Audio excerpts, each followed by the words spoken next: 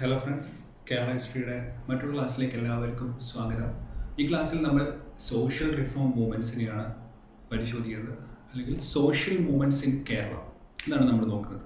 ആദ്യമായിട്ട് 18th century തൊട്ടാണ് social reform movements കേരളത്തിൽ സ്ട്രോങ് ആവുന്നത്. 18th സെഞ്ച്വറി തൊട്ടുള്ള കേരളത്തിൻ്റെ സൊസൈറ്റിയുടെ ഒരു സ്പെഷ്യാലിറ്റി എന്തായിരുന്നു എന്ന് നോക്കാം. എന്തൊക്കെയാണ് കേരള സൊസൈറ്റിയുടെ സിഗ്നിഫിക്കൻ്റ് ആയിട്ടുള്ള പോയിന്റ്സ്? ഒന്ന്, ഇവിടെ ശക്തമായിട്ടുള്ള കാസ്റ്റ് ഓപ്പറേഷൻസ് നിലനിന്നിരുന്നു.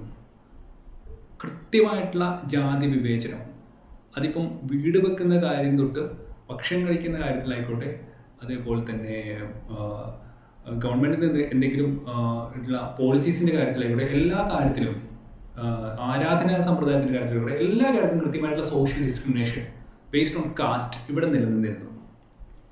ചില പ്രത്യേക കമ്മ്യൂണിറ്റീസ്, എസ്പെഷ്യലി മാപ്പിളാസ്, ഈഴവാസ്, ദളിത്സ് തുടങ്ങിയവരെല്ലാം തന്നെ ശക്തമായിട്ടുള്ള പിന്നോക്കാവസ്ഥ നേരിട്ടിരുന്നു. സാമൂഹ്യമായിട്ടും സാമ്പത്തികമായിട്ടും രാഷ്ട്രീയമായിട്ടും അവർ പിന്നോക്കാവസ്ഥ നേരിട്ടിരുന്നു.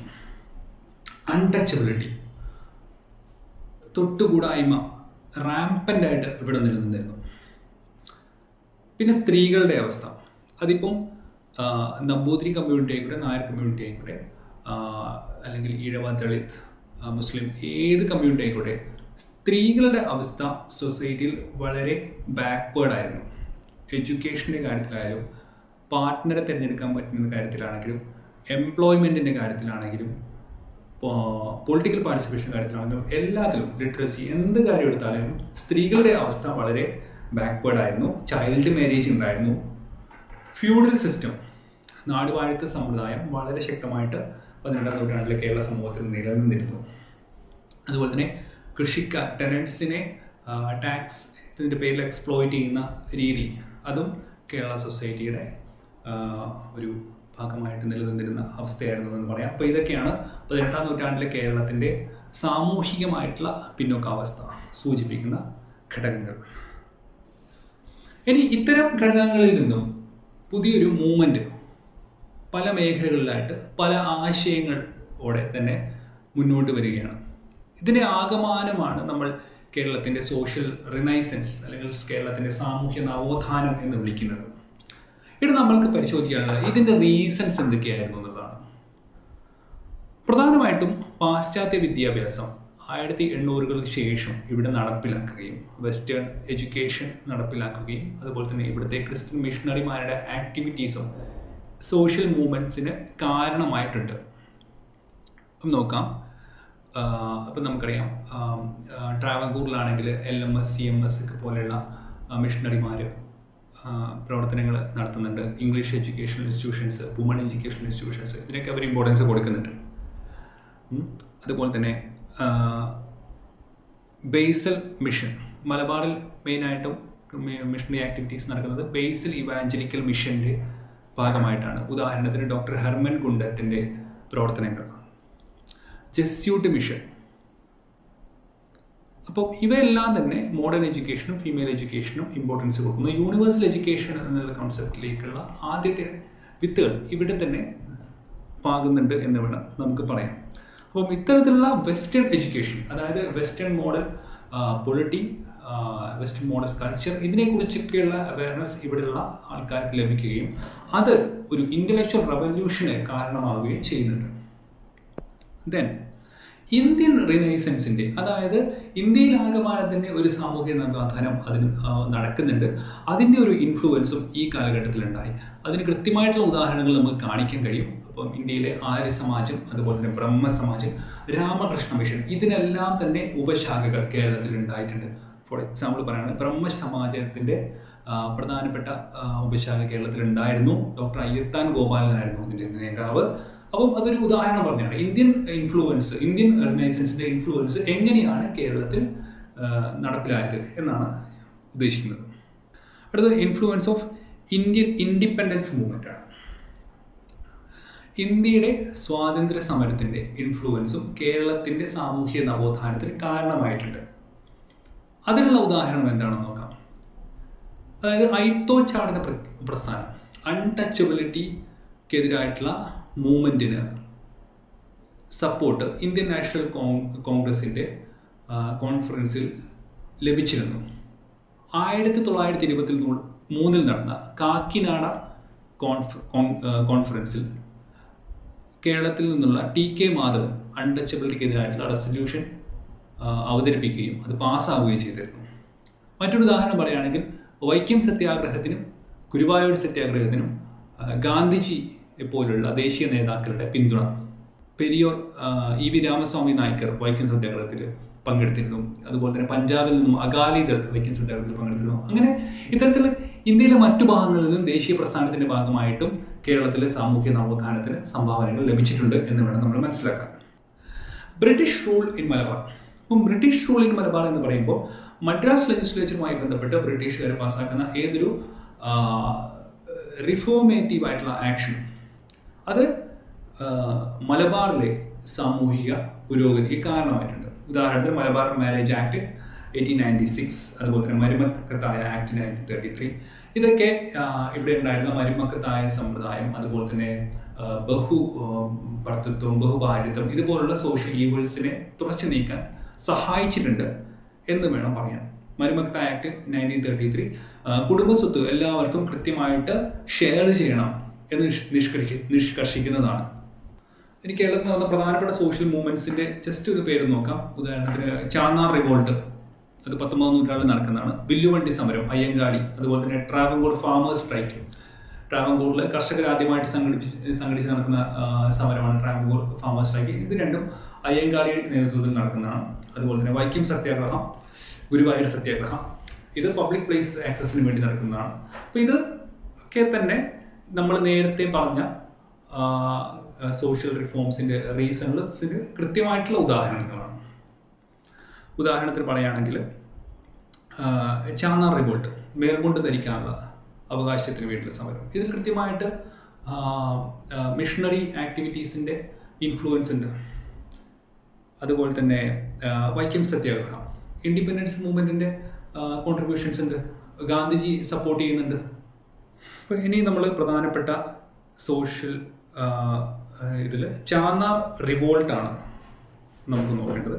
അപ്പോൾ എന്തിനായിരുന്നു ചാന്നാർ റിവോൾട്ട് എന്ന് വെച്ചാൽ, തിരുവിതാംകൂറിലെ സ്ത്രീകൾക്ക്, ലോവർ കാസ്റ്റിലുള്ള സ്ത്രീകൾക്ക് അപ്പർ ബോഡി വസ്ത്രം കൊണ്ട് കവർ ചെയ്യാനുള്ള റൈറ്റ് ഉണ്ടായിരുന്നില്ല.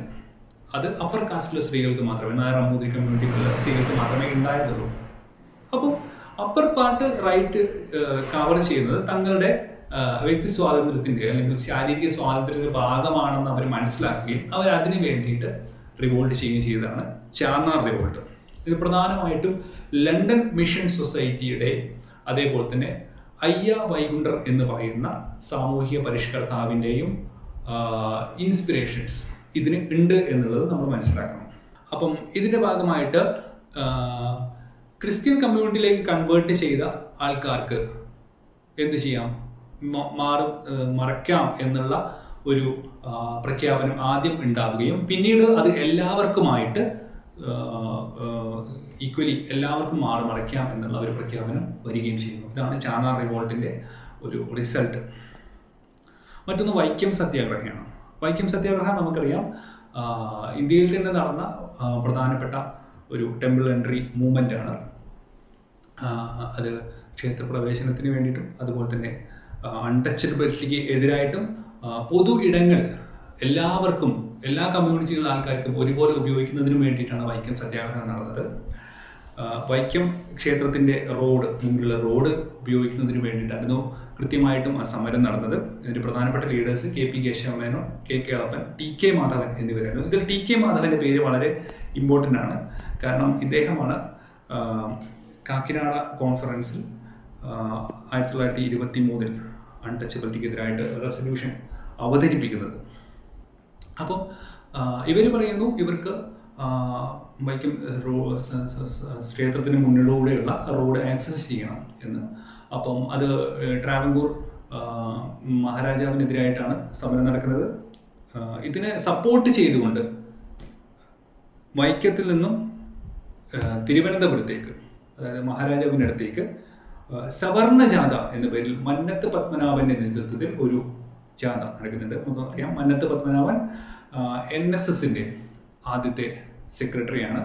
NSSന്റെ സ്ഥാപക സെക്രട്ടറിയാണ് വനിതപത്മനം. അപ്പോൾ അദ്ദേഹത്തിൻ്റെ നേതൃത്വത്തിൽ വൈക്കം സത്യാഗ്രഹത്തോടനുബന്ധിച്ച് സവർണ ജാഥ വൈക്കത്തിൽ നിന്നും തിരുവനന്തപുരത്തേക്ക് ഇതിനെ സപ്പോർട്ട് ചെയ്തുകൊണ്ട് നടക്കുന്നുണ്ട്. അപ്പോൾ വൈക്കം സത്യാഗ്രഹം നടക്കുന്നത് 1924 മാർച്ച് 30 മുതൽ 1925 നവംബർ വരെയുള്ള ദീർഘമായിട്ടുള്ള 1 വർഷത്തിലധികം കാലയളവിലാണ് വൈക്കം സത്യാഗ്രഹം നടക്കുന്നത്. ഇതിൽ പാർട്ടിസിപ്പേറ്റ് ചെയ്തത് കേരളത്തിന് പുറത്തു നിന്നും സിഖ് കമ്മ്യൂണിറ്റി അഥവാ അകാലിദൾ, നാമധാരി പോലെ സിഖ് റിഫോംസിന് വേണ്ടി പ്രവർത്തിച്ചിരുന്ന കമ്മ്യൂണിറ്റീസ് ഇതിൻ്റെ പ്രാധാന്യം മനസ്സിലാക്കി ഇവിടെ വരികയും ഇതിനെ അവിടെ സപ്പോർട്ട് പ്രഖ്യാപിക്കുകയും ചെയ്തിരുന്നു എന്നുള്ളത് അത് വളരെ പ്രധാനപ്പെട്ട ഒരു കാര്യമാണ്.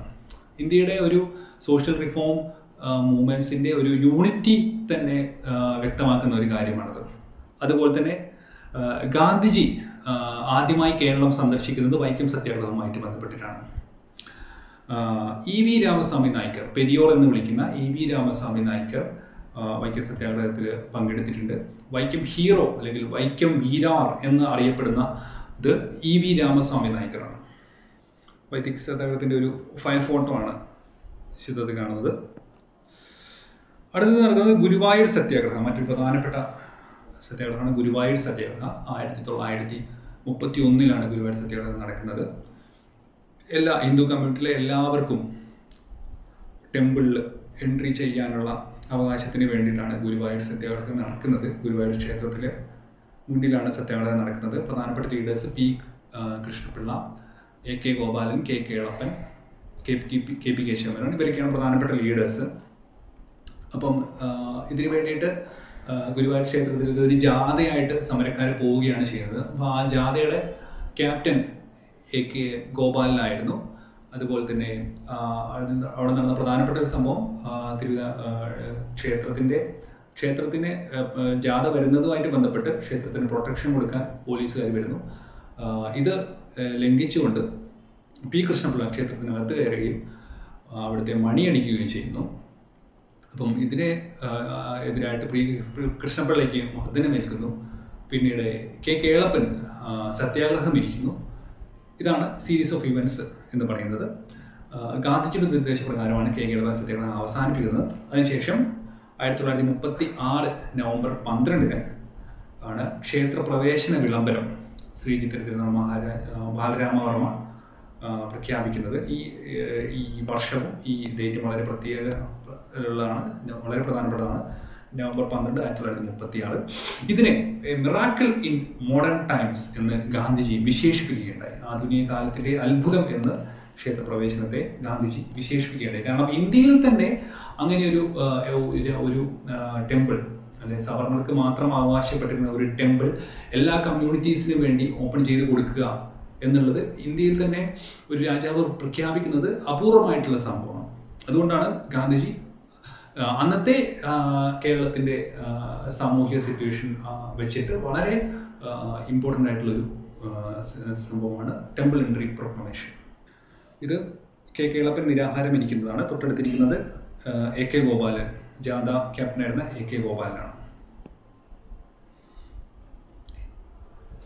ഇനി നമുക്ക് നോക്കാനുള്ളത് പ്രധാനപ്പെട്ട റിനൈസൻസ് ലീഡേഴ്സിനെയാണ്, പ്രധാനപ്പെട്ട സാമൂഹ്യ പരിഷ്കരണ നേതാക്കളെയാണ് നോക്കാനുള്ളത്.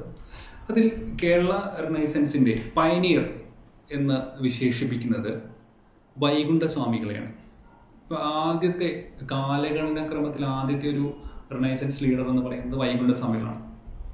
നമ്മൾ കേരള നവോത്ഥാനത്തിൻ്റെ പിതാവ് എന്ന് വിശേഷിപ്പിക്കുന്നത്, ഫാദർ ഓഫ് കേരള റിനൈസൻസ് എന്ന് വിശേഷിപ്പിക്കുന്നത് ശ്രീനാരായണ ഗുരുവിനെ ആയിരിക്കാം. പക്ഷേ പയനിയർ ഓഫ് കേരള റിനൈസൻസ് എന്ന് വിശേഷിപ്പിക്കുന്നത് വൈകുണ്ഠസ്വാമികളെയാണ്.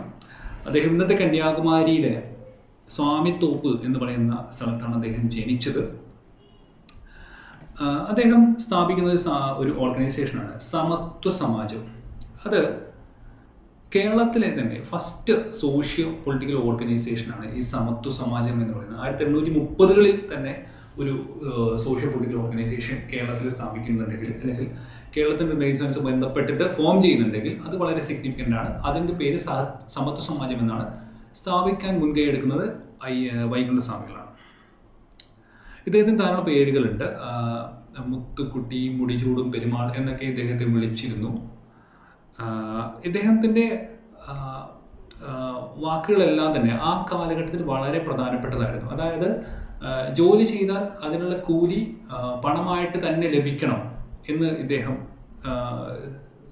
തൊഴിലാളികളോട് ആഹ്വാനം ചെയ്തിരുന്നു. അതുപോലെ തന്നെ മാറുമറയ്ക്കുന്ന ചാന്നാർ സമരത്തിൽ അദ്ദേഹം പങ്കെടുത്തിരുന്നു. അതിനെ ഇൻസ്പയർ ചെയ്തിരുന്ന ധാരാളം പുസ്തകങ്ങളും ധാരാളം പ്രസംഗങ്ങളും അദ്ദേഹം നടത്തിയിട്ടുണ്ട്. അദ്ദേഹത്തിൻ്റെ ഒരു ജീവിത രീതി അല്ലെ മതരീതിയായിരുന്നു അയ്യാ വഴി എന്നുള്ളത് പറയുന്നത് അദ്ദേഹം സ്ഥാപിച്ച ഒരു മതത്തിൻ്റെ പേരാണ്. അപ്പം അദ്ദേഹം അന്നത്തെ തിരുവിതാംകൂറിൽ അവർണർക്ക്, ലോവർ കാസ്റ്റ് പീപ്പിളിന് പബ്ലിക് കിണറുകൾ, പൊതു കിണറുകൾ ഉപയോഗിക്കാനുള്ള സ്വാതന്ത്ര്യം ഉണ്ടായിരുന്നില്ല, അൺടച്ചബിലിറ്റി കാരണം. അപ്പം അങ്ങനത്തെ ആൾക്കാർക്ക് വേണ്ടിയിട്ട് അല്ലെ അവർക്ക് വേണ്ടിയിട്ട് മുന്തിരി കിണറുകൾ എന്നുള്ള പേരിൽ പൊതു കിണറുകൾ അദ്ദേഹം സ്ഥാപിച്ചിട്ടുണ്ട്. അതുപോലെ തന്നെ പൊതു ഇടങ്ങൾ, പൊതുസത്രങ്ങൾ പോലെ തൂവയൽ പന്തികൾ എന്ന പേരിൽ പൊതുസത്രങ്ങൾ അദ്ദേഹം സ്ഥാപിച്ചിട്ടുണ്ട്. അദ്ദേഹത്തിന്റെ പ്രധാനപ്പെട്ട 2 കൃതികളുടെ പേര് ഇവിടെ കൊടുത്തിട്ടുണ്ട്. അഖിലത്തിരട്ട്, അരുൾനൂൽ എന്നിവ അദ്ദേഹത്തിന്റെ പ്രധാനപ്പെട്ട 2 കൃതികളാണ്. ഇദ്ദേഹം തിരുവിതാംകൂർ മഹാരാജാവുമായിട്ട് അത്ര നല്ല ടേംസിലായിരുന്നില്ല. തിരുവിതാംകൂർ മഹാരാജാവിൻ്റെ ഭരണത്തെ നീചഭരണം എന്നാണ് അദ്ദേഹം വിളിച്ചത്. അനന്തപുരത്തെ നീചൻ എന്നാണ് അന്ന് തിരുവിതാംകൂർ രാജാവായിരുന്ന സ്വാതി തിരുനാളിനെ വൈകുണ്ഠ സ്വാമികൾ വിളിച്ചത്. അതുപോലെ തന്നെ ബ്രിട്ടീഷുകാരെ വെണ്ണീചൻ എന്നും ഇദ്ദേഹം വിളിച്ചിരുന്നു. ഇദ്ദേഹത്തിന് ശേഷം അടുത്തതായിട്ട് ഇവിടെ വരുന്നത് തൈക്കാട് അയ്യയാണ്. അതായത് പന്തി ഭോജനം എന്നുള്ള പേരിൽ ഇന്റർ ഡൈനിങ് പ്രോഗ്രാം ആദ്യമായിട്ട് കൊണ്ടുവരുന്നത് തൈക്കാട് അയ്യയാണ്. അതായത് ഓരോ പന്തിയിൽ എല്ലാ കമ്മ്യൂണിറ്റീസിനെയും ഉൾപ്പെടുത്തുക എന്നുള്ളതാണ് പന്തി ഭോജനത്തിൻ്റെ ഒരു കോൺസെപ്റ്റ്. അദ്ദേഹത്തിൻ്റെ ഒരു സ്പിരിച്വൽ സെൻ്ററാണ് ശൈവ പ്രകാശിക സഭ. അദ്ദേഹത്തിൻ്റെ സുഹൃത്തായിട്ടുള്ള സുന്ദരൻ പിള്ളയുമായിട്ട് ചേർന്നിട്ട് സ്ഥാപിച്ച ആത്മീയ കേന്ദ്രമാണ് ശൈവപ്രകാശ സഭ. ശിവരാജ യോഗ എന്ന് പറയുന്ന ഒരു തരം യോഗ അഭ്യസിച്ചിരുന്നു അദ്ദേഹം. അതുപോലെ തന്നെ ഈ ശ്രീനാരായണ ഗുരുവിനെയും ചട്ടമ്പി സ്വാമികളെയും ഹഠയോഗ വിദ്യ പഠിപ്പിക്കുന്നതും തൈക്കാട് അയ്യയാണ്. അതുകൊണ്ട് തന്നെ ഗുരുവിൻ്റെ ഗുരു എന്നുള്ള രീതിയിൽ ശ്രീനാരായണ ഗുരുവിൻ്റെ ചട്ടമ്പി സ്വാമികളുടെയും ഗുരുവായിട്ട് തൈക്കാട് അയ്യ അറിയപ്പെടുന്നുണ്ട്. അടുത്തായിട്ട് നമുക്ക് നോക്കാനുള്ളത് ശ്രീനാരായണ ഗുരുവാണ്. ശ്രീനാരായണ ഗുരുവിനെ സംബന്ധിച്ചിടത്തോളം ഫാദർ ഓഫ് കേരള റെനൈസൻസ് എന്ന് തന്നെ ആണ് അദ്ദേഹം അറിയപ്പെടുന്നത്. അത് നമുക്കറിയാം. അദ്ദേഹം ജനിച്ചത് 1855 ഇന്നത്തെ തിരുവനന്തപുരം ജില്ലയിലെ ചെമ്പഴന്തി എന്ന് പറയുന്ന സ്ഥലത്താണ്. കന്യാകുമാരിയിലെ മരുത്വാമല എന്ന് പറയുന്ന സ്ഥലത്ത് പിള്ളത്തട ഗുഹ എന്ന് പറഞ്ഞൊരു ഗുഹയുണ്ട്. അവിടെ അദ്ദേഹം ഒരുപാട് കാലം തപസ് ചെയ്തിരുന്നു. അതിനുശേഷമാണ് അദ്ദേഹം ബാക്കിയുള്ള പ്രവർത്തനങ്ങളിലേക്കൊക്കെ ഏർപ്പെടുന്നത്. 1888 ഞാനിത് ഈഴവ ശിവനെ പ്രതിഷ്ഠിക്കുന്നു എന്നുള്ള പേരിൽ അരുവിപ്പുറ പ്രതിഷ്ഠ നടക്കുന്നത്. ആ കാലത്ത് പൊതു ആരാധനാലയങ്ങളിൽ ബാക്ക്വേർഡ് കമ്മ്യൂണിറ്റീസിന് പോകാനും പ്രാർത്ഥിക്കാനുമുള്ള റൈറ്റ് ഉണ്ടായിരുന്നില്ല. അപ്പം അതിനു വേണ്ടിയിട്ട് ഒരു കല്ലിൽ ശിവനെ പ്രതിഷ്ഠിക്കുകയാണ്.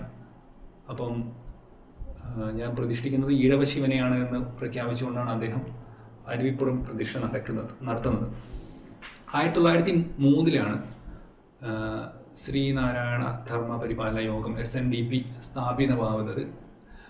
കേരളത്തിലെ സാമൂഹിക പരിഷ്കരണ പ്രസ്ഥാനങ്ങളിൽ ഓർഗനൈസേഷനിൽ വളരെ പ്രധാനപ്പെട്ട ഒരു ഓർഗനൈസേഷനാണ് SNDP. അതിൻ്റെ നേരത്തെയുള്ള പേര് വാവൂട്ടു യോഗം എന്നായിരുന്നു. അപ്പം SNDPയുടെ ആജീവനാന്ത പ്രസിഡൻ്റായിട്ടാണ് ശ്രീനാരായണ ഗുരു അവരോധിക്കപ്പെടുന്നത്. അദ്ദേഹം 1904 ശിവഗിരി മഠം സ്ഥാപിക്കുന്നുണ്ട്. അതുപോലെ തന്നെ 1913 അദ്വൈത ആശ്രമവും സ്ഥാപിക്കുന്നുണ്ട്. 1924 ആലുവയിൽ വെച്ചിട്ട് ഒരു സർവമത സമ്മേളനം അദ്ദേഹം നടത്തുന്നുണ്ട്. അത് അറിയാനും അറിയിക്കുവാനും വേണ്ടിയിട്ടാണ് എന്നുള്ള രീതിയിലാണ് ഓൾ റിലീജിയസ് കോൺഫറൻസ് 1924 ആലുവയിൽ നടക്കുന്നത്. നമുക്കറിയാം, ഒരു ജാതി ഒരു മതം ഒരു ദൈവം എന്ന് പറയുന്ന പ്രശസ്തമായ വാക്യം ഇദ്ദേഹത്തിൻ്റെതാണ്. യഥാർത്ഥത്തിൽ ഇത് തൈക്കാട് അയ്യ നേരത്തെ ഇന്ത ഉലകത്തിലെ ഒരേ ഒരു ജാതി താൻ, ഒരേ ഒരു മതം താൻ, ഒരേ ഒരു കടവുൾ താൻ മനുജന് എന്ന് തമിഴിൽ പറഞ്ഞിട്ടുണ്ട്. അതിൻ്റെ ഒരു മലയാള വേർഷനാണ് ഒരു ജാതി ഒരു മതം ഒരു ദൈവം മനുഷ്യന് എന്ന് പറയുന്നത്. വൈക്കം സത്യാഗ്രഹത്തിൻ്റെ ആത്മീയ പ്രബോധനം വരുന്നതും ശ്രീനാരായണ ഗുരുവിൽ നിന്ന് തന്നെയാണ്. അദ്ദേഹത്തിന് പ്രധാനപ്പെട്ട കൃതികൾ ദർശനമാല, ദൈവദശകം, ആത്മോപദേശ ചതകം, ജാതിമീമാംസ എന്നിവയാണ് അദ്ദേഹത്തിന് പ്രധാനപ്പെട്ട കൃതികൾ. KS-ന് കൃത്യമായിട്ടും ചില പ്രധാനപ്പെട്ട പുസ്തകങ്ങളുടെ പേര്, കൃതികളുടെ പേര് ചോദിച്ചിട്ട് ഇത് ആരെഴുതിയതാണ് എന്ന് ചോദിക്കാറുണ്ട്. അല്ലെങ്കിൽ this book is written by this personality എന്ന് സ്റ്റേറ്റ്മെൻറ്റ് ശരിയാണോ തെറ്റാണോ എന്നുള്ള രീതിയിൽ ചോദ്യങ്ങൾ വരാം. അങ്ങനെ ചോദ്യങ്ങൾ വന്നിട്ടുണ്ട്. നേരത്തെ അഖിലത്തിരട്ട് അരുൾനൂൽ എന്ന് പറയുന്ന കൃതികൾ അത് അയ്യ വൈകുണ്ഠ സ്വാമികളുടെയാണ്. ഈ കൃതികൾ KS 2020 പ്രിലിംസിൽ പ്രത്യേകമായിട്ടും ഒരു ചോദ്യത്തിൽ വന്നിട്ടുണ്ട്. അപ്പം ശ്രീനാരായണ ഗുരുവിൻ്റെ പ്രധാനപ്പെട്ട കൃതികളാണ് നമ്മൾ പറഞ്ഞത്. ഇനി ചട്ടമ്പി സ്വാമികളാണ്. ശ്രീനാരായണ ഗുരുവിൻ്റെ ഒപ്പം തന്നെ സമകാലീനായിരുന്നു, അദ്ദേഹത്തിനോടൊപ്പം തന്നെ പ്രവർത്തിച്ച ആളാണ് ചട്ടമ്പി സ്വാമികൾ. ശ്രീ വിദ്യാധിരാജ ഭട്ടാകരൻ, ബാലഭട്ടാകരൻ എന്നിങ്ങനെ ഒരുപാട് പേരുകളിൽ അദ്ദേഹം അറിയപ്പെടുന്നുണ്ട്. പ്രധാനമായിട്ടും നായർ കമ്മ്യൂണിറ്റിയിലുള്ള റിഫോംസിന് തുടക്കം വരുന്നത് ചട്ടമ്പി സ്വാമികളുടെ പ്രവർത്തനങ്ങളിലൂടെയാണ്. അദ്ദേഹം ഒരു സെയിൻ്റ് ആയിരുന്നു. അതേസമയം അദ്ദേഹം കാഷായം ധരിക്കാത്ത സന്യാസി, സെയിൻ വിത്തൗട്ട് സാഫ്രോൺ എന്നാണ് അദ്ദേഹം അറിയപ്പെട്ടിരുന്നത്. സ്വാമി വിവേകാനന്ദനുമായിട്ട് അദ്ദേഹം കൂടിക്കാഴ്ച നടത്തുന്നത് 1892 തിരുവിതാംകൂറിൽ ഞാനൊരു മനുഷ്യനെ കണ്ടു എന്നാണ് സ്വാമി വിവേകാനന്ദൻ, യഥാർത്ഥ മനുഷ്യനെ കണ്ടു, വലിയ മനുഷ്യനെ കണ്ടു എന്നാണ് സ്വാമി വിവേകാനന്ദൻ ചട്ടമ്പി സ്വാമികളെ കുറിച്ച് പറയുന്നത്. അദ്ദേഹത്തിൻ്റെ പ്രധാനപ്പെട്ട കൃതികൾ പ്രാചീന മലയാളം എന്ന് പറയുന്നത് മലയാളത്തിൻ്റെ അതുപോലെ തന്നെ ആദിഭാഷ, മലയാള ഭാഷയുടെ ഉത്ഭവവുമായി ബന്ധപ്പെട്ടിട്ടുള്ള കൃതികളാണിത്. വേദ അധികാര നിരൂപണം, ഇത് വേദം പഠിക്കാൻ എല്ലാ കമ്മ്യൂണിറ്റിയിലുള്ള ആൾക്കാർക്കും അവകാശമുണ്ട് എന്ന് പറയുന്ന കൃതിയാണ് വേദാധികാര നിരൂപണം. അതുപോലെ തന്നെ അദ്വൈത ചിന്താ പദ്ധതി, അദ്വൈത ചിന്തയുമായി ബന്ധപ്പെട്ട കൃതിയാണ്. അടുത്തത് അയ്യങ്കാളി എന്ന് പറയുന്നത് ലീഡർ ഓഫ് ഓർഗാനിക് പ്രൊട്ടസ്റ്റ് എന്നാണ് ചരിത്രകാരന്മാർ അയ്യങ്കാളിയെ വിശേഷിപ്പിച്ചിട്ടുള്ളത്. കേരളത്തിൽ നടന്ന പ്രൊട്ടസ്റ്റുകളിൽ ഏറ്റവും ശക്തവും അതേസമയം ഏറ്റവും ആശയപരമായി സ്വാധീനം ചെലുത്തിയതുമായിട്ടുള്ള പ്രതിഷേധങ്ങൾ അയ്യങ്കാളിയുടേതായിരുന്നു. 1963 തിരുവനന്തപുരം ജില്ലയിലെ വെങ്ങാനൂരിലാണ് അയ്യങ്കാളി ജനിച്ചത്. ആ കാലഘട്ടത്തിൽ തന്നെ സമൂഹത്തിൽ ദളിത് കമ്മ്യൂണിറ്റികൾ അനുഭവിച്ചിരുന്ന വിദ്യാഭ്യാസത്തിൻ്റെ പിന്നോക്കാവസ്ഥ, തൊഴിലിടങ്ങളിലെ പിന്നോക്കാവസ്ഥ, അതുപോലെ തന്നെ ദാരിദ്ര്യം, ഇങ്ങനെയുള്ള എല്ലാ കാര്യങ്ങളിലും അദ്ദേഹം അവെയർ ആയിരുന്നു. ഇതിനെതിരെ ശക്തമായിട്ടുള്ള പ്രതിഷേധ പരിപാടികളാണ് അദ്ദേഹം സംഘടിപ്പിച്ചത്. നമുക്ക് നോക്കാം. അതിൽ 1893 വില്ലുവണ്ടി യാത്ര നടക്കുന്നത്. അതിൻ്റെ 125ാം വാർഷികം 2018 കേരള ഗവൺമെൻറ് ആചരിച്ചിരുന്നു. അതായത് തിരുവിതാംകൂറിലെ എല്ലാ റോഡുകളും എല്ലാ കമ്മ്യൂണിറ്റീസിനും ആക്സസിബിൾ ആയിരിക്കണം എന്ന് പറഞ്ഞുകൊണ്ടാണ് വില്ലുവണ്ടി യാത്ര നടക്കുന്നത്. അദ്ദേഹം പിന്നെ തിരുവിതാംകൂറിലെ രാജപാതകളിലൂടെ വില്ലുവണ്ടിയിൽ യാത്ര ചെയ്തു എന്നാണ് പറയുന്നത്. 1993 വില്ലുവണ്ടി യാത്ര നടക്കുന്നത്. പബ്ലിക് റോഡ് ആക്സസിന് വേണ്ടി കേരളത്തിൽ നടന്ന ഏറ്റവും പ്രധാനപ്പെട്ട, ഏറ്റവും ആദ്യത്തെ പൊളിറ്റിക്കൽ അജിറ്റേഷനാണ് വില്ലുവണ്ടി യാത്ര. മറ്റൊന്ന്, ദളിത് കമ്മ്യൂണിറ്റിയിലെ കുട്ടികൾക്ക് വിദ്യാഭ്യാസം ലഭിക്കാൻ വേണ്ടി അദ്ദേഹം 1905 വെങ്ങാനൂരിൽ ഒരു കുടിപ്പള്ളി കൂടം സ്ഥാപിക്കുന്നുണ്ട്. അതിൽ പഞ്ചമി എന്ന കുട്ടിയുമായി ബന്ധപ്പെട്ട് പഞ്ചമിയെ സ്കൂളിൽ ചേർക്കുകയും അതിൽ പ്രതിഷേധിച്ച് സ്കൂള് സവർണജാതിക്കാർ ആ ബെഞ്ച് കത്തിക്കുകയോ ഒക്കെ ചെയ്ത സംഭവമൊക്കെ നടക്കുന്നത് വെങ്ങാനൂരാണ്. അതൊക്കെ എഡ്യൂക്കേഷന് വേണ്ടിയിട്ടുള്ള കേരളത്തിൻ്റെ മൂവ്മെൻറ്റുമായി ബന്ധപ്പെട്ടിട്ടുള്ള വളരെ പ്രധാനപ്പെട്ട സംഭവങ്ങളാണ്. 1907 സാധുജന പരിപാലന സംഘം എന്നുള്ള പേരിൽ SNDPയുടെ അതേ മാതൃകയിൽ പുലയ കമ്മ്യൂണിറ്റീസിന് പ്രാധാന്യം നൽകിക്കൊണ്ട് സാധുജന പരിപാലന യോഗം അയ്യങ്കാളി സ്ഥാപിക്കുന്നത്. 1909 വളരെ പ്രധാനപ്പെട്ട ഒരു റിവോൾട്ട് ട്രാവൻകൂറിൽ നടക്കുന്നു. അതായത് ട്രാവൻകൂറിലെ കർഷകരുടെ മക്കൾക്ക് കൃത്യമായിട്ടുള്ള വിദ്യാഭ്യാസം നൽകണം, അത് സ്റ്റേറ്റ് നൽകണം എന്നുള്ള ഉറപ്പ് വേണം എന്നുള്ള രീതിയിൽ ഫാമേഴ്സ്, ട്രാവൻകൂറിലെ കർഷകർ ജോലി ചെയ്യാതെ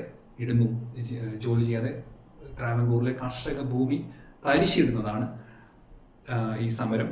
ഇതാണ് first organised strike of farmers in Travancore.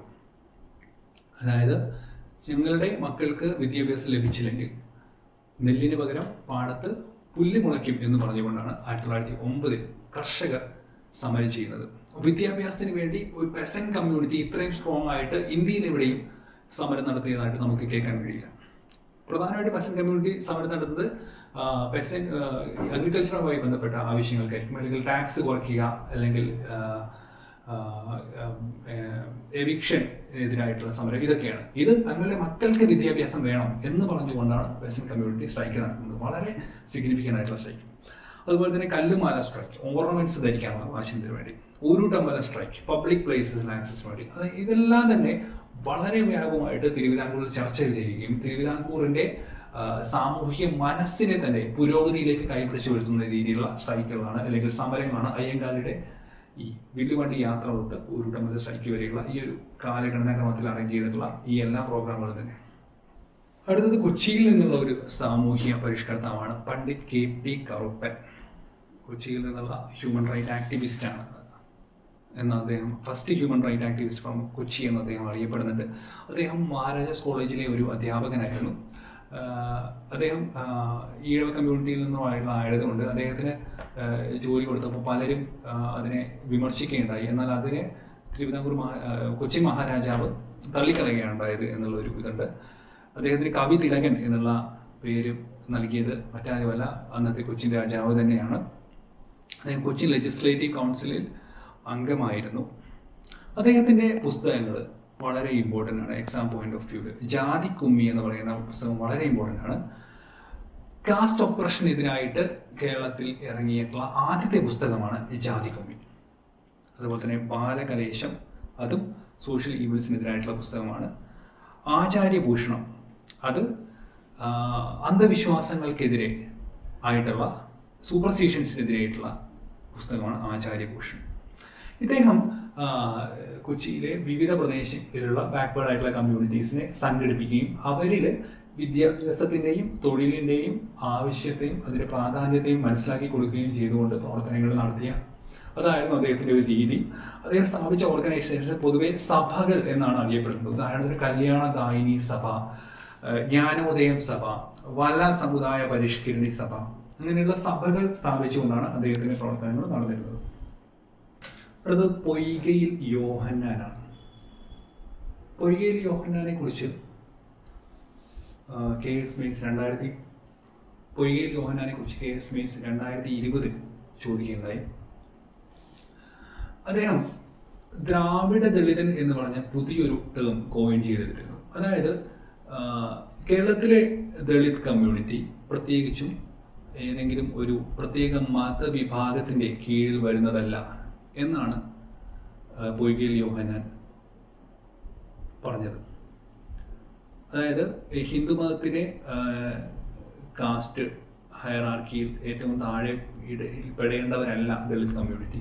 അവർക്ക് ദ്രാവിഡ സ്വത്വം എന്ന് പറയുന്നത് വേറത്തെ തന്നെ ഒരു സ്വത്വമാണ് എന്ന് പറഞ്ഞുകൊണ്ട് വളരെ പുരോഗമനപരമായിട്ടുള്ള ഒരു ആശയം മുന്നോട്ട് വെച്ചാണ് പൊയ്കയിൽ യോഹന്നാൻ. അദ്ദേഹം ദളിത്സിന് വേണ്ടി ഇംഗ്ലീഷ് മീഡിയം സ്കൂൾ സ്ഥാപിക്കുകയുണ്ടായി. അദ്ദേഹത്തിൻ്റെ ഓർഗനൈസേഷൻ്റെ പേര് പ്രത്യക്ഷ രക്ഷാ ദൈവസഭ എന്നതായിരുന്നു. 1909 ഇരവി പേരൂർ എന്ന് പറഞ്ഞ സ്ഥലത്താണ് പ്രത്യക്ഷ രക്ഷാ ദൈവസഭ സ്ഥാപിക്കുന്നത്. അദ്ദേഹം ശ്രീമൂലം പ്രജാസഭയിലെ മെമ്പറായിരുന്നു. അയ്യങ്കാളിയെ പോലെ തന്നെ ശ്രീമൂലം പ്രജാസഭയിലെ മെമ്പറായിരുന്നു പൊയ്കയിൽ യോഹന്നാനും. ഇതിൽ ശ്രീമൂലം പ്രജാസഭയിൽ മെമ്പറായിട്ടുള്ള ആദ്യത്തെ ഹരിജൻ ആരാണെന്ന് ചോദിച്ചാൽ അത് അയ്യങ്കാളിയാണ്. അദ്ദേഹത്തിൻ്റെ പ്രൊട്ടസ്റ്റുകൾ പൊതുവെ ആദിലഹള എന്നാണ് അറിയപ്പെടുന്നത്.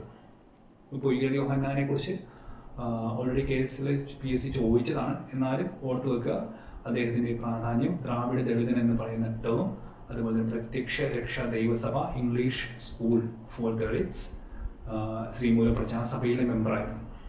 അടുത്തത് ബ്രഹ്മാനന്ദ ശിവയോഗിയാണ്. പാലക്കാട് ജില്ലയിലെ ആലത്തൂർ ആണ് അദ്ദേഹത്തിൻ്റെ സ്ഥലം. അദ്ദേഹം ഗുരു ഓഫ് എത്തീസ്റ്റ് എന്നറിയപ്പെടുന്നു. അതായത് നാസ്തികരുടെ ഗുരു എന്നാണ് അദ്ദേഹം അറിയപ്പെടുന്നത്. അദ്ദേഹം ഒരു നാസ്തികനായിരുന്നു എന്ന് തന്നെ നമ്മൾ മനസ്സിലാക്കാം. ആലത്തൂർ എന്ന് പറയുന്ന സ്ഥലത്ത് അദ്ദേഹം ഒരു സിദ്ധാശ്രമം സ്ഥാപിച്ചിരുന്നു. നമ്മൾ പറയുമ്പോൾ വുമൺ എഡ്യൂക്കേഷന് വേണ്ടിയിട്ട് കേരളത്തിൽ ഏറ്റവും കൂടുതൽ അല്ലെങ്കിൽ ഏറ്റവും ആദ്യം തന്നെ നിലകൊണ്ടിരുന്ന വ്യക്തി എന്ന് വേണമെങ്കിൽ വിപ്രമാനന്ദ ശിവയോഗിയെ പറയാം. അതിന് ഉദാഹരണമാണ് അദ്ദേഹത്തിന്റെ സ്ത്രീ വിദ്യാ പോഷിണി എന്ന് പറയുന്ന മാസിക. അദ്ദേഹം ആനന്ദ മതം എന്ന് പറഞ്ഞൊരു പ്രത്യേക മതം തന്നെ സ്ഥാപിച്ചു. ആനന്ദ മഹാസഭ 1918 അദ്ദേഹം സ്ഥാപിച്ച സോഷ്യൽ ഓർഗനൈസേഷനാണ്. അദ്ദേഹത്തിന്റെ പ്രധാനപ്പെട്ട കൃതികളാണ് ആനന്ദ കുമ്മി, ജ്ഞാന കുമ്മി എന്നിവ. ശ്രദ്ധിക്കണം, ജാതി കുമ്മി എന്ന് പറഞ്ഞ കൃതി പണ്ഡിറ്റ് KP കറുപ്പന്റെയാണ്. അതാണ് കേരളത്തിലെ കാസ്റ്റ് ഓപ്പറേഷനെ സംബന്ധിച്ചിടത്തോളം കേരളത്തിലുണ്ടായിട്ടുള്ള ആദ്യത്തെ കൃതി. ജ്ഞാനക്കുമ്മിയും ജാതി കുമ്മി തമ്മിൽ മാറിപ്പോകാൻ പാടില്ല. ജാതി കുമ്മി KP കറുപ്പന്റെയാണ്, ജ്ഞാനക്കുമ്മിയാണ് ബ്രഹ്മാനന്ദ ശിവയോഗിയുടെ. അതുപോലെ ആനന്ദക്കുമ്മി ബ്രഹ്മാനന്ദ ശിവയോഗിയുടെയാണ്. വിഗ്രഹ ആരാധന ഖണ്ഡനം, ഐഡോൾ വർഷിപ്പിനെതിരായിട്ട് ബ്രഹ്മാനന്ദ ശിവയോഗിയുടെ പുസ്തകമാണ്. അതുപോലെ തന്നെ സാരാഗ്രഹി എന്ന് പറയുന്ന ഒരു മന്ത്രിയും അദ്ദേഹം ഇറക്കിയിരുന്നു. ബ്രഹ്മാനന്ദ ശിവയോഗിയുടെ ശിഷ്യനായിട്ട് വരുന്ന വാഗ്ഭടാനന്ദനാണ് അടുത്തതായിട്ട് നമുക്ക് നോക്കാനുള്ളത്.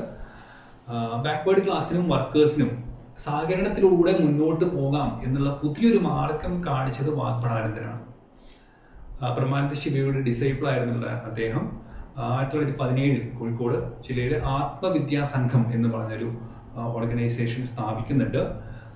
പ്രീതി ഭോജനം എന്ന് പറഞ്ഞിട്ടുള്ള ഇന്റർ ഡൈനിങ് പ്രോഗ്രാം കോഴിക്കോട് അദ്ദേഹം തുടങ്ങുന്നുണ്ട്. നമുക്കറിയാം പന്തി ഭോജനം നടത്തുന്നത് തൈക്കാട് അയ്യയാണ്. അതിനുശേഷം പ്രീതി ഭോജനം എന്ന് പറഞ്ഞിട്ട് വാഗ്ഭടാനന്ദൻ കോഴിക്കോട് ഒരു പ്രോഗ്രാം നടത്തുന്നുണ്ട്. കാരപ്പറമ്പിൽ സാധാരണക്കാർക്ക് സംസ്കൃതം പഠിക്കാൻ വേണ്ടിയിട്ട് തത്വപ്രകാശിക എന്ന് പറഞ്ഞിട്ടുള്ള ഒരു സംസ്കൃത സ്കൂൾ അദ്ദേഹം സ്ഥാപിക്കുന്നുണ്ട്. മറ്റൊരു പ്രധാനപ്പെട്ട ഫാക്റ്റാണ് ഊരാളുങ്കൽ ലേബർ കോൺട്രാക്ട് സൊസൈറ്റിയുടെ ആദ്യ രൂപമായിട്ടുള്ള ഊരാളുങ്കൽ കൂലിവേലക്കാരുടെ പരസ്പര സഹകരണ സംഘം. അത് സ്ഥാപിക്കുന്നത് വാഗ്ഭടാനന്ദനാണ്.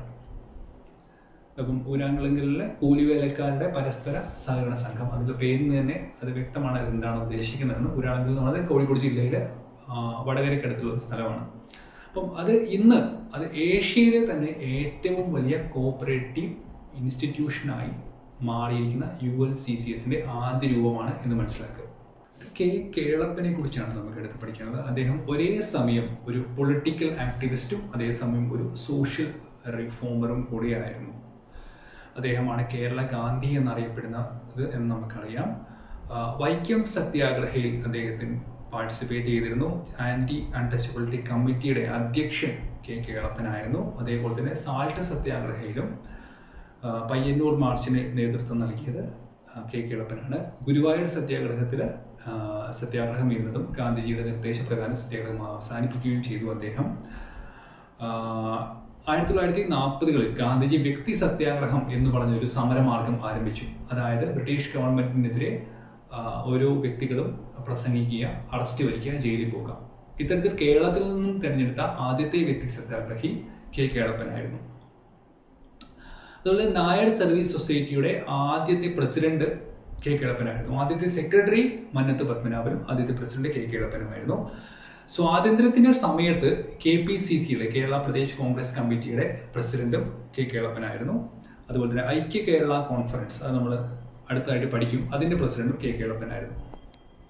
സഹോദരൻ അയ്യപ്പൻ വളരെ ഇമ്പോർട്ടൻ്റ് ആയിട്ടുള്ള ഒരു ഫിഗറാണ്. അദ്ദേഹം കൊച്ചി ബേസ് ചെയ്തിട്ടായിരുന്നു അദ്ദേഹത്തിന്റെ പൊളിറ്റിക്കലും സോഷ്യലും ആയിട്ടുള്ള ആക്ടിവിറ്റീസ്. യുക്തിവാദി എന്ന് പറഞ്ഞൊരു മാഗസിൻ അദ്ദേഹം ഇറക്കിയിരുന്നു. അതിൽ നിന്ന് അദ്ദേഹത്തിന്റെ കോൺസെപ്റ്റ് നമുക്ക് മനസ്സിലാക്കാവുന്നതാണ്. ഒരു ജാതി ഒരു മതം ഒരു ദൈവം എന്ന് ശ്രീനാരായണ ഗുരു പറഞ്ഞപ്പോൾ അതും വേണ്ട, ജാതിയില്ല, മതമില്ല, ദൈവമില്ല മനുഷ്യന് എന്ന് പറഞ്ഞ യുക്തിവാദം പ്രചരിപ്പിച്ച സാമൂഹ്യ പരിഷ്കർത്താവാണ് സഹോദരൻ അയ്യപ്പൻ. അയ്യപ്പൻ എന്നും വിളിക്കുന്നു. 1917 അദ്ദേഹം മിശ്രഭോജനം സംഘടിപ്പിച്ചു. എല്ലാ കമ്മ്യൂണിറ്റീസും ഇടകലർന്നിരുന്നു കൊണ്ട് ആഹാരം കഴിക്കുക എന്നുള്ള ഒരു ആശയമാണ് മിശ്രഭോജനത്തിൻ്റെത്. അത് 1917 സംഘടിപ്പിച്ചു. അദ്ദേഹം കൊച്ചി അസംബ്ലിയുടെ മിനിസ്റ്ററുമായിരുന്നു. സഹോദര സംഘം, വിദ്യാഭൂഷണി സഭ, ശ്രീനാരായണ സേവിക സമാജം ഇവയൊക്കെയാണ് അദ്ദേഹത്തിൻ്റെ ഓർഗനൈസേഷൻസ് എന്നുകൂടി ഓർക്കുക. സ്വദേശാഭിമാനി രാമകൃഷ്ണപിള്ള തിരുവിതാംകൂറിലെ പ്രധാനപ്പെട്ട ഒരു പൊളിറ്റിക്കൽ ആക്ടിവിസ്റ്റ് ആയിരുന്നു. അദ്ദേഹം ഒരു മികച്ച എഴുത്തുകാരനായിരുന്നു, റിഫോമർ ലീഡറായിരുന്നു, പൊളിറ്റിക്കൽ ആക്ടിവിസ്റ്റ് ആയിരുന്നു. തിരുവിതാംകൂർ സ്റ്റേറ്റിനെയും പ്രധാനമായിട്ടും അന്നത്തെ ദിവാനായിരുന്ന രാജഗോപാലാചാര്യയെയും വിമർശിച്ചുകൊണ്ട് അദ്ദേഹത്തിൻ്റെ പത്രമായിട്ടുള്ള സ്വദേശാഭിമാനിയിൽ എഴുതുകയും അതിൻ്റെ ഭാഗമായിട്ട് സ്വദേശാഭിമാനി പത്രം കണ്ടുകെട്ടുകയും ചെയ്തു. ഈ സ്വദേശാഭിമാനി പത്രത്തിൻ്റെ ഉടമ വക്കം മൗലവി എന്ന് പറയുന്ന ഒരു വ്യക്തിയാണ്. അതിൻ്റെ എഡിറ്ററായിരുന്നു രാമകൃഷ്ണപിള്ള. 1910 അദ്ദേഹത്തെ തിരുവിതാംകൂറിൽ വെച്ച് നാട് കടത്തുകയാണ് ഉണ്ടായത്.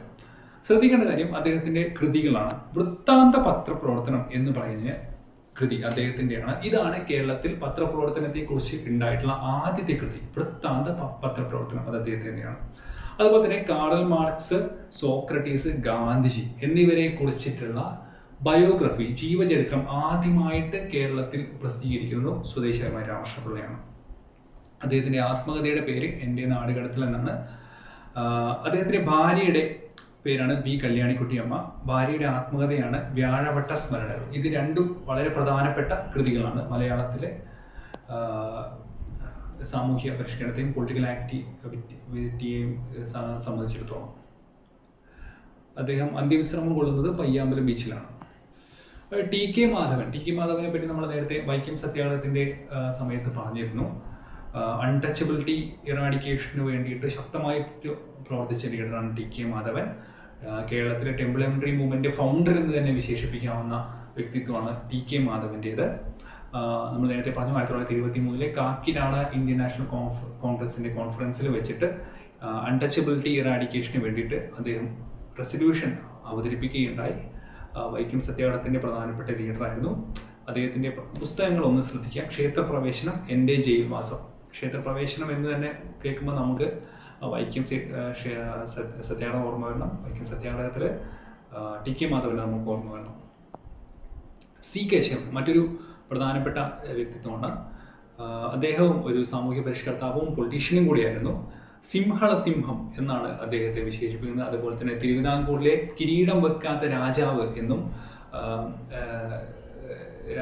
കേരള രാഷ്ട്രീയത്തിൽ അദ്ദേഹത്തെ വിശേഷിപ്പിക്കുന്നുണ്ട്. നമ്മൾ നിവർത്തന അജിറ്റേഷനെ പറ്റി പറഞ്ഞപ്പോൾ അതിലെ കോഴഞ്ചേരി സ്പീച്ചിനെ പറ്റി പറഞ്ഞു. അത് സി കേശവനുമായി ബന്ധപ്പെട്ടിട്ടാണ്. ട്രാവൻകൂർ സ്റ്റേറ്റ് കോൺഗ്രസ് ഫോം ചെയ്യുന്നതിൽ വളരെ പ്രധാനപ്പെട്ട പങ്ക് അദ്ദേഹം വഹിച്ചു. along with പട്ടനാടുപിള്ള. പാലിയം സത്യാഗ്രഹം ഇനോഗ്രേറ്റ് ചെയ്തത് സി കേശവനാണ്. തിരുക്കൊച്ചിയിലെ ചീഫ് മിനിസ്റ്റർ ആയിരുന്നു അദ്ദേഹം. അദ്ദേഹത്തിൻ്റെ ആത്മകഥയുടെ പേര് ജീവിത സമരം എന്നാണ്. എ വി കുട്ടിമാളു അമ്മ.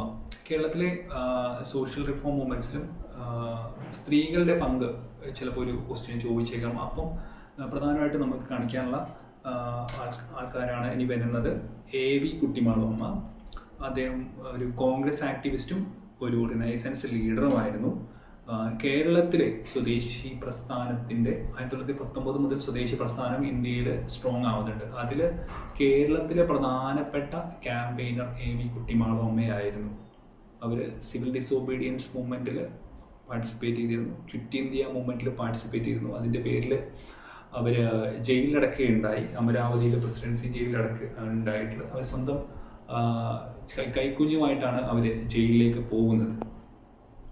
KPCC പ്രസിഡന്റും ആയിരുന്നു കെ വി കുട്ടിമാളു അമ്മ. അടുത്ത ആര്യപ്പള്ളം സ്ത്രീ പരിഷ്കരണത്തിൻ്റെ പ്രധാനപ്പെട്ട ഒരു വക്താവാണ്. അദ്ദേഹം ഒരേ സമയം ലോവർ കാസ്റ്റ് വുമണ്ണും അതുപോലെ തന്നെ അപ്പർ കാസ്റ്റ് മൂവ്മെൻ്റ് എല്ലാ പ്രശ്നങ്ങളും പഠിക്കുകയും അതിനായിട്ട് പോരാടുകയും ചെയ്തിട്ടുള്ള ഒരു വുമൺ ലീഡറാണ്. ടെമ്പിൾ വർഷിപ്പിൽ ലോവർ കാസ്റ്റ് വുമണിന് വേണ്ടിയിട്ട് അദ്ദേഹം സമരം ചെയ്തിട്ടുണ്ട്. അവർ കൊച്ചിൻ ലെജിസ്ലേറ്റീവ് അസംബ്ലിയിലേക്ക് നോമിനേറ്റ് ചെയ്യപ്പെട്ടു. എന്തിനാണെന്ന് ചോദിച്ചാൽ മരുമക്കത്തായ ബില്ലുമായി ബന്ധപ്പെട്ട് അവരുടെ അഭിപ്രായങ്ങൾ പറയാനും അവരുടെ കോൺട്രിബ്യൂഷൻസിനും വേണ്ടിയിട്ട് കൊച്ചിൻ ലെജിസ്ലേറ്റീവ് അസംബ്ലിയിലേക്ക് നോമിനേറ്റ് ചെയ്യപ്പെട്ടു. അപ്പോൾ അത്രയും സിഗ്നിഫിക്കൻ്റ് ആയിട്ടുള്ള ഒരു സോഷ്യോ പൊളിറ്റിക്കൽ പേഴ്സണാലിറ്റി ആയിരുന്നു ആര്യപ്പള്ളം. മലബാർ ഡിസ്ട്രിക്ട് ബോർഡിലും അദ്ദേഹം അംഗമായിരുന്നു. നോക്കുക, മലബാർ ഡിസ്ട്രിക്ട് ബോർഡിലും അംഗമാവുന്നു, കൊച്ചിൻ ലെജിസ്ലേറ്റീവ് അസംബ്ലിയിലും നോമിനേറ്റ് ചെയ്യപ്പെടുന്നു. വളരെ പ്രധാനപ്പെട്ട ഒരു ഫിഗറാണ്. ഈ ആര്യപ്പള്ളവുമായി ബന്ധപ്പെട്ടും KS 2020 പ്രിലിമിനറിക്ക് ക്വസ്റ്റ്യൻ ഉണ്ടായിരുന്നു. അതുപോലെ തന്നെ മറക്കുട ബഹിഷ്കരണം പോലുള്ള നമ്പൂതിരി സ്ത്രീകളുടെ പ്രോഗ്രസീവ് മൂവ്മെൻറ്റ്സിൽ അവർ പാർട്ടിസിപ്പേറ്റ് ചെയ്തിരുന്നു. അതുപോലെ തന്നെ പാലിയം സത്യാഗ്രഹത്തിലും അവർ പാർട്ടിസിപ്പേറ്റ് ചെയ്തിരുന്നു. ഇനി ഇവരുടെ കൂടെ തന്നെ വരുന്ന മറ്റൊരു വുമൺ ലീഡറാണ് പാർവതി നെന്മേനി മംഗലം. നമ്പൂതിരി സ്ത്രീകൾക്ക് വേണ്ടിയിട്ട് ധാരാളം പ്രവർത്തിച്ച ലീഡറാണ് നെന്മേനി മംഗലം. ആര്യപ്പള്ളത്തോടൊപ്പം തന്നെ മലക്കുട ബഹിഷ്കരണ സമരത്തിലും അതുപോലെ തന്നെ കാതുമുടി സമരം പോലുള്ള സമരങ്ങളിലും ഇവർ ആക്റ്റീവായിരുന്നു. യോഗക്ഷേമ സഭയുടെ വുമൺ കോൺഫറൻസിൻ്റെ പ്രസിഡൻ്റായിരുന്നു പാർവതി നെന്മേനി മംഗലം. അന്തർജന സമാജം എന്ന് പറഞ്ഞ ഒരു ഓർഗനൈസേഷൻ അവർ സ്ഥാപിച്ചിട്ടുണ്ട്.